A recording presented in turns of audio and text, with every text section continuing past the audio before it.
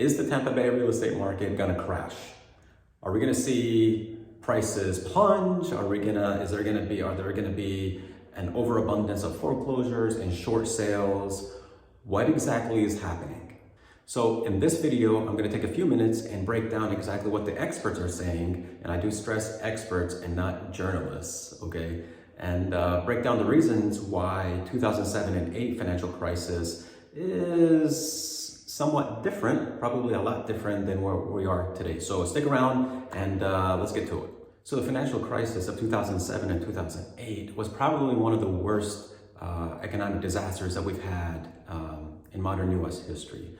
And that can be attributed to several factors. So what I want to do is jump on my computer here and take you and walk you through the differences and what caused the financial crisis of 2007 and 2008 and why we're not seeing the same issues today as we did back then. So let's hop in. Okay, so the first reason that experts believe that we are not going to see a real estate crash and prices are not going to come plunging is, first of all, is going to be inventory levels. Okay, let me take you to this section here.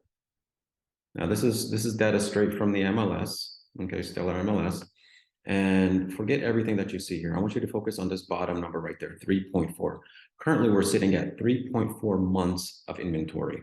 If you've watched my previous videos on what makes months of inventory a seller's market versus a balanced market or a buyer's market, you need to watch that video that I created, which I'll probably link to in the description below. But 3.4 months of inventory is clearly a seller's market. Now we're halfway there. That's the halfway point before reaching a normal or balanced market, right? So we're looking at 6 or 7 months before we reach a buyer's market or a balanced market. Sorry, anything above that will be a buyer's market. But now, does every price point fall into the 3.4? Clearly not, right? Because we've got $1 million inventory, $1 million homes or more, and they're sitting at 8.9 million or 8.9 months of inventory. So if you're looking to buy in that price range, now is the time to do it because it is clearly a buyer's market at that price level. But everything below that, you're looking at in the 3s and the 4s. But on average, we're at 3.4 months of inventory. The second thing that I want to talk about, why things are different today, lending standards back then were much different. They were much more relaxed. What led to, so running up to 2006, banks were creating artificial demand, okay? They lowered their lending standards, making it easy for just about anyone or anything to qualify for a home loan, okay, or refinance their current home.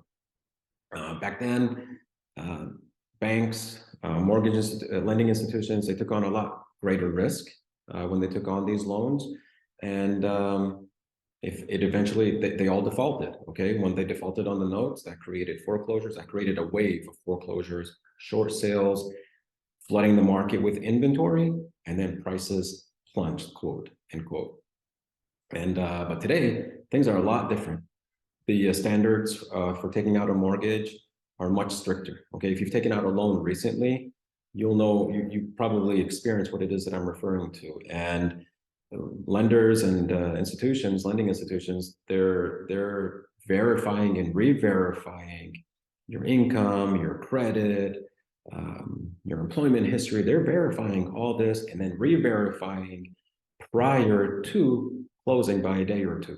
I know where people have, changed jobs or anything like that right before closing, and they didn't get the loan.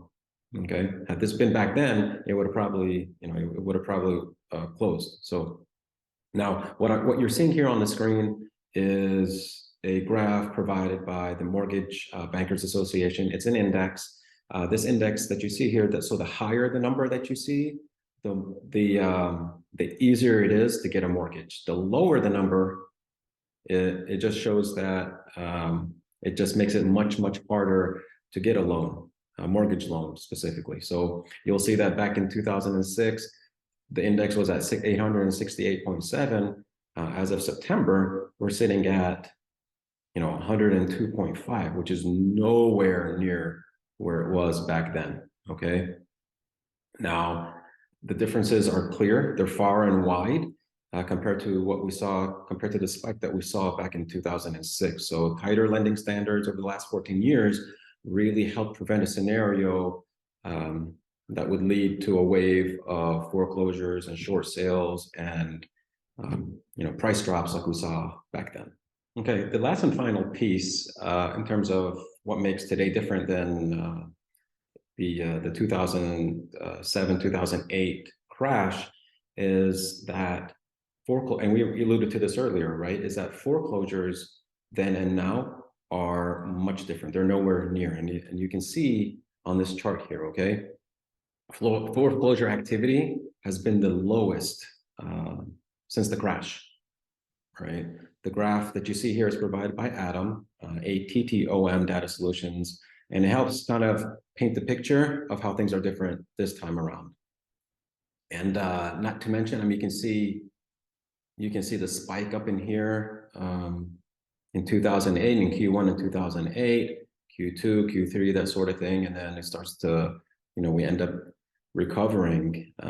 But homeowners have options they just didn't have in the housing crisis when so many people owed more on their mortgages than their homes were worth. Today, the scenario is not the same. Today, homeowners are, quote, equity rich, okay? That equity comes in large part from the way home prices have appreciated over time. And according to CoreLogic, quote, the total average equity per borrower has now reached almost $300,000, which is the highest in the data set series, end quote. Now, this is nationwide, okay, but we've experienced that here in the Tampa Bay area. We've seen 20, 25, even 30% appreciation in the last couple of years, okay? So, and everybody, this is not new to anybody. So people have a lot of equity in their house. So the likelihood of foreclosures is not on the radar screen at this point. And again, this goes to show that homeowners are in a completely different position this time around.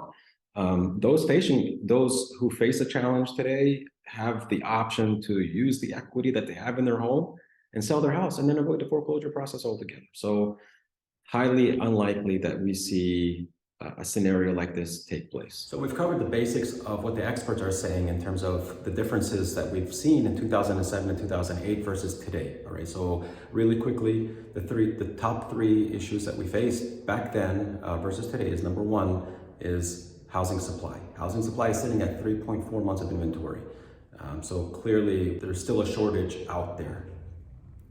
Number two, lending practices. Much tighter lending practices this time around versus last time. And then finally, it's just the number of foreclosures that have happened, we're still at, according to the graph, right, we're still at, we've hit all-time lows in terms of the number of foreclosures. And that just simply goes to the amount of equity that people currently have in their homes. So as you can see, we're still far from it, folks. I hope that we don't see a real estate crash. I mean, this is, crashes, benefits very little in terms of the population, okay? But we do need to go back to normalcy. We do need to see a more balanced market where the playing field is even for buyers and sellers, and go back to the negotiation table. So if you found value in today's video, please give me a 2 thumbs up and like this video, and definitely subscribe to this channel because I'm going to be dropping 2-3 videos a week, updating you on the state of our market, and